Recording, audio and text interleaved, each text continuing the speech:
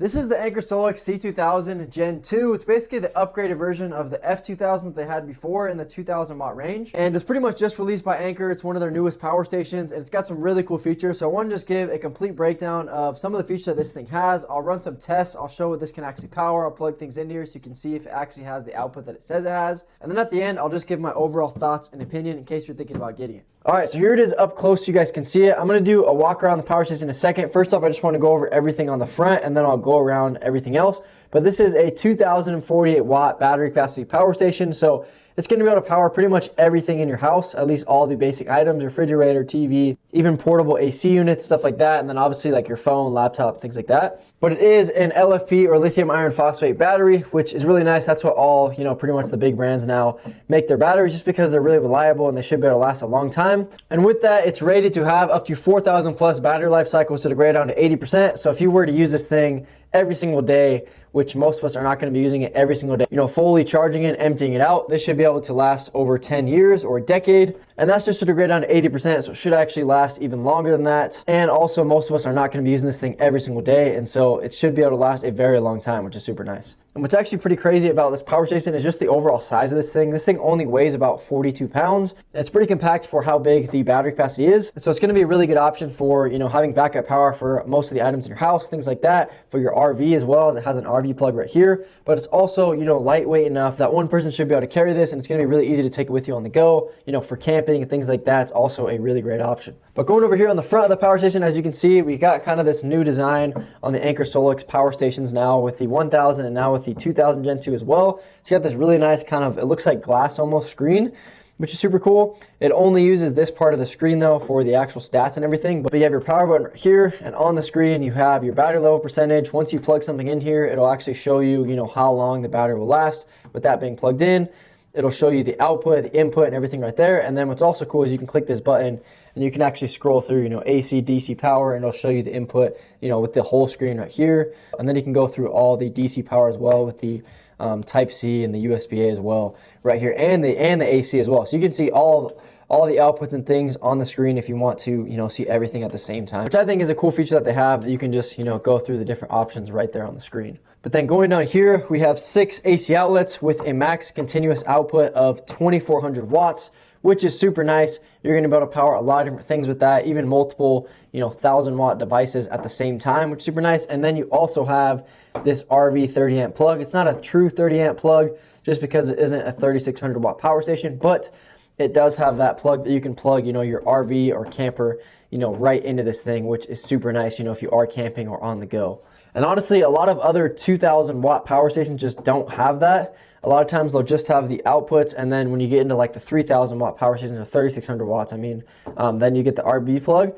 But I think it is really cool that they included that in this 2000 watt power station, because you can actually expand this battery as well. And it's really nice to be able to have that outlet to be able to run your whole camper. So you have the 2400 watt continuous outputs on the outlets, and then you also have that on the RV plug as well. But then these can also peak up to 4000 watts as well. And so if you have devices that need that extra peak, like power tools or like an AC unit, stuff like that, this has up to 4000 watts of surge or of peak, which is super nice because you're going to be able to power just a lot more things with that. Pretty much everything, like I said, like 99% of the items in your house or things that you'd be doing. And then going up here, we also have 3 USB-Cs. 2 of them are 140 watt USB-Cs. One of them is a 15 watt USB-C, and then you get a USB-A that's 12 watts. These are super nice. You will have to have the right cable to actually get, 140 watts of output, but it's super nice. Anker has a lot of different charging devices and they really focus on charging. And so it is nice that they included those. You're going to be able to fast charge your devices really nicely with these, if you have the right cable for it. And then on the top left here, we have our DC car socket as well, which is nice. If you want to use the DC power, you can turn this on right here, or at least the car socket. And then if you want to use the AC power, you turn this on right here. Once you plug something into the USB-C, it'll automatically, turn on the USB-C and the USB-A light right here, and then you can start using it. But then going over here on the side, one thing that's super nice about this power station, which the C1000 Gen 2 doesn't have, this one does have an expander port. So when you use this expander port and you get an expander battery, you can actually expand this from the 2000 watts all the way up to over 4000 watts of battery capacity, which is super nice because, you know, if you did want to back up your pretty much your entire house or multiple items at the same time, or like your AC unit for longer, your RV for just a longer period of time, you can expand this up to double the capacity, which is also a super nice thing. And it has this little cover here so you don't even really notice it, but when you want to use it, you can plug it in and then you can, you know, set the extra battery on top. So super nice that this is actually expandable as well. And then the back doesn't have anything on it, but over here on this side, we have our different charging ports as well. With the AC input, it has a max AC input of 1800 watts. So it's gonna be able to charge us from 0 to 100% in about 88 minutes, Anker claims. So a little bit over an hour.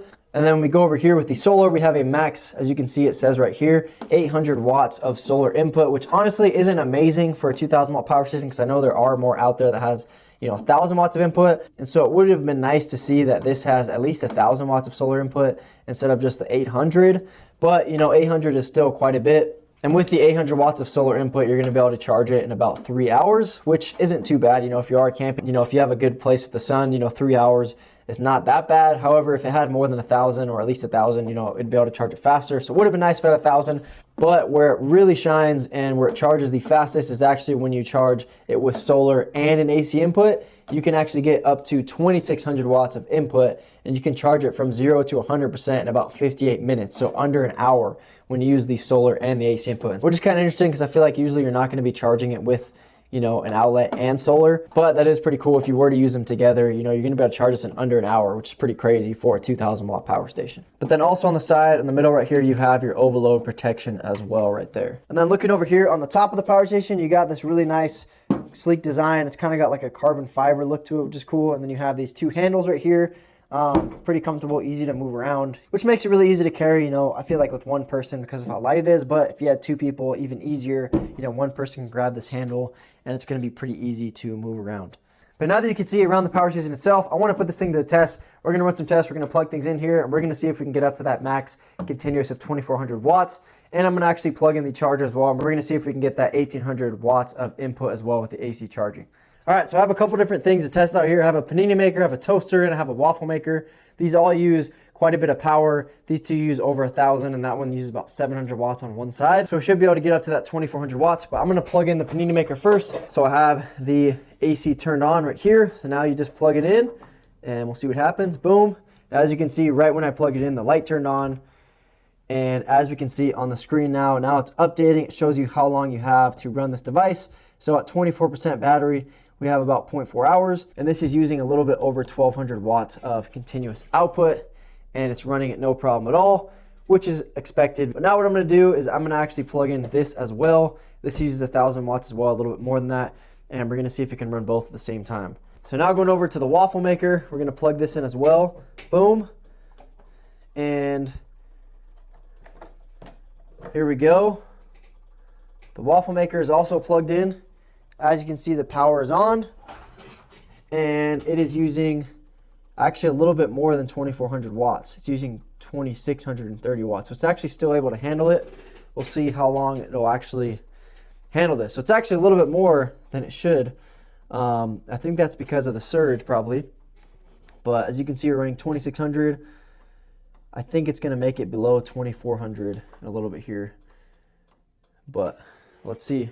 I'm just gonna wait like 30 seconds and we'll see what happens. All right, so I waited a little bit longer, and actually what happened now is it was able to balance itself to make it under 2400 watts. And so it was able to handle it. I think what's happening is it's actually lowering the heat or lowering the voltage of one of these devices. So it's not putting as much heat out, but it's able to maintain under 2400 watts. You can see now it's running only 2300 watts of continuous, or maybe one of these just needed that, you know, initial surge to be a little bit higher, you know, at 2600 watts, but now it's able to keep it at, you know, 2300 watts continuously, and it's able to run both with no problem at all. As you can see, the lights on both. So pretty cool to see that it's able to handle, you know, 2400 watts, even a little bit more depending on the device that you plug into here. And look at that. I mean, pretty sweet. I've been running this for about a little bit over a minute now probably, and it's able to handle it just no problem at all. But this is a great opportunity now. I'm actually gonna plug in the AC input and we're gonna see how fast this thing can charge, or at least how much input it can charge. And I'm gonna try to get up to like 50% or something like that. And then we'll actually plug in the toaster too, and we'll see what happens if the overload protection kicks in, or what happens when you go over 2400 watts. So here's the chargers right here. You do get a car charger, and then you get the regular AC charger right here. But all right, so I'm gonna plug it in over here on the side. There we go. It's plugged in, and see what happens. And there we go. Now it just kicked on. It took a second, but it looks like we're inputting 1710 watts. So a little bit under the 1800 watts, but we just started, so I'm assuming it's just going to work its way up. Usually it doesn't start with everything right away. So yeah, 1700 watts right now. Let's see if it goes up a little bit to that 1800 watt range. All right, so now we're at 22%, so it charged really quickly, up to 20%. But as you can see, it's still at 1700 watts, so it looks like it's not really getting, 1800 watts of input. It's going to get, 1700 watts. At least that's like the most I've seen it. It's like 1715 or something like that. And so it looks like it's not quite as accurate as 1800 watts of input with the AC input, but you're getting 1700, so a little bit less, but still quite a bit, and it's going to be able to charge it really fast. You can see right here, 1.1 hours, so a little bit over an hour. It should be able to charge us to 100%. All right, so it actually just got charging to 100%. It just turns off once it gets to 100%, even though it's still plugged in. And it did take just a little bit over an hour. And so it was actually really quick, even with just the 1700 watts of input. It only took a little bit over an hour, which is pretty amazing for a 2000 watt power station. Now it's all ready to go, and I can start plugging things into it, and I'm good to go. So pretty awesome to see how fast it actually was able to charge. But now we're gonna do the output test again. So I have the panini maker plugged in already. It's using 1200 watts. Now I have the waffle maker plugged in. Obviously, you probably wouldn't want to plug in all three of these devices at the same time, just because it's going to run the battery really quickly. As you could see earlier, it was running it really quickly. But now we're a little bit over 2400 watts. And now I'm going to plug in the toaster. It should shut off. It might be able to handle the toaster and lower the voltage maybe and still be able to handle it. I'm not sure, but let's see what happens when I do this. It should shut off, I think. So look at that, 3200 watts. And it's actually running all three of them. There we go. There we go. So now the overload protection turned on and everything shut off just because it was using more. And that was actually pretty cool to see that it was able to still handle it because it was under 4000 watts. It handled it for a little bit, maybe like 10 seconds, but then it shut off. But now I'm just going to turn this off and I'm going to turn it back on. And it should be good to go again right here. So let's see. So once you turn it off and turn it on, should be good to go to plug things in again. Let me turn on the AC power again right here. And now you can plug things in again like this, boom. And as you can see, it's good to go again right here. So it's taking a second to register. There we go, 1200 watts. So it is definitely able to handle 2400 watts. If you go over that continuously, then it's going to shut off, which is actually really nice that it has that for your safety. It's not going to try to power more than it can handle. It's just going to emergency shut off and everything's going to power off. So pretty cool to see that the overload protection works and everything, and that it was able to handle, that 2400 watts, no problem, even a little bit more, and it was able to basically lower the voltage or lower the heat and still be able to handle it, even though these two were more than actually 2400 watts. But now I just want to show you guys the Type-C. So I'm going to plug in a Type-C right here, and I'm just going to charge my microphones right here. So I'm going to plug it in right here. Boom. Sorry, it's a little hard with the one hand. Plug it in. Boom. And as you can see, right when you plug it in, immediately that light turns on, the USB-C. And now it is charging my microphones as well. It's using about 6 watts of output just because I don't really have a cable that goes up to 140 watts. But if you did have a cable for it, it should be able to get up to, a lot higher output than just the 6 watts. I actually got a different cable that can handle a little more output, and I'm actually charging my phone that I'm filming on right now, and now I'm getting up to 20 watts. So it really does depend on the cable you have and the device you have. If your device obviously can't handle that much of input, it's not going to have as much.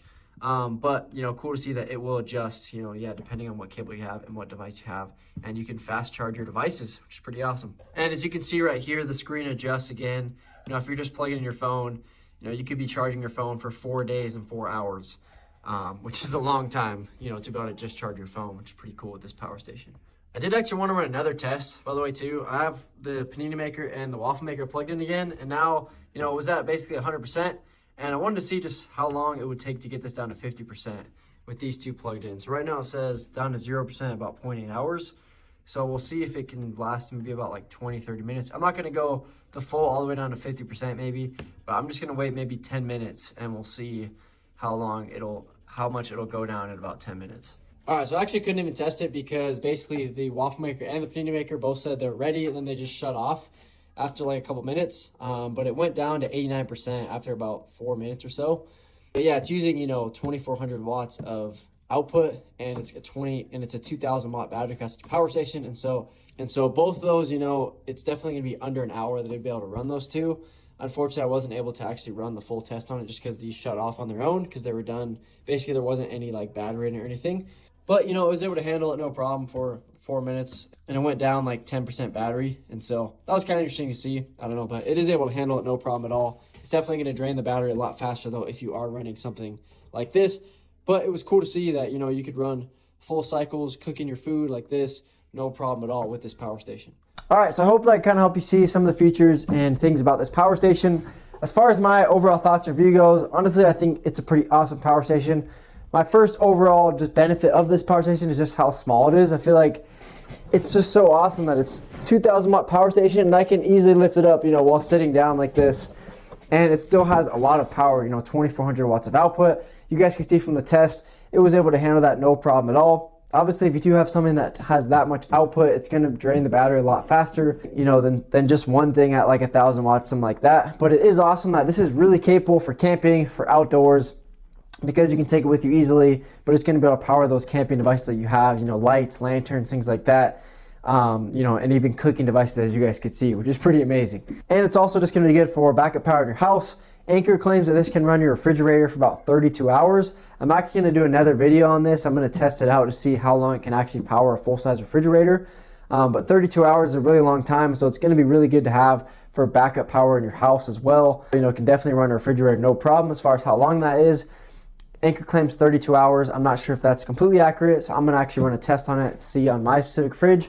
I really like that it has that plug right here, the RV plug. I think that's also a really cool feature that you can plug your RV straight into this. Super cool that it has the power to be able to do that. My one downside is the solar. I do wish that the solar input was just a little bit more than 800, just because we're seeing quite a bit of 2,000 watt power stations with, you know, 1,000 watts of solar input. So I don't know why they didn't really include that, especially with Anker. Usually their charging is always really good. Their AC charging is good. When I did charge it, I feel like honestly it was able to get to 100% in less than 88 minutes. I feel like it was just a little bit over an hour. So I feel like the AC charging was actually a little bit faster. But the solar charging, you know, it'd be nice if it was a little bit over 1,000 watts. But with that being said, with just the wall charger, it was able to charge very fast. And so maybe the solar charging, it actually is able to charge it a little bit faster than 3 hours as well. Just like the, you know, the AC charging from my test. But overall, just a solid power station in my opinion. I really like that you can upgrade it as well. You know, you can get an extra battery and get it up to, you know, 4,000 watts of battery capacity or a little bit higher than that. That's pretty amazing as well. That's going to be able to run your stuff for even a lot longer than that. And so you can have this really portable like this, or you can put another battery and make it bigger, but be able to run more as well. So I do like that you have the option to do that, to expand it. And yeah, I think it's just a solid power station. I think it looks awesome. I mean, the technology is amazing. The screen, it's one of the best looking 2,000 watt power stations in my opinion. And it performed really well, you know, as far as the output and everything goes. It was able to handle 2,400 watts, no problem. So if you guys are looking for a portable power station in the 2,000 watt range, definitely recommend checking it out. Honestly, it's an awesome option in my opinion.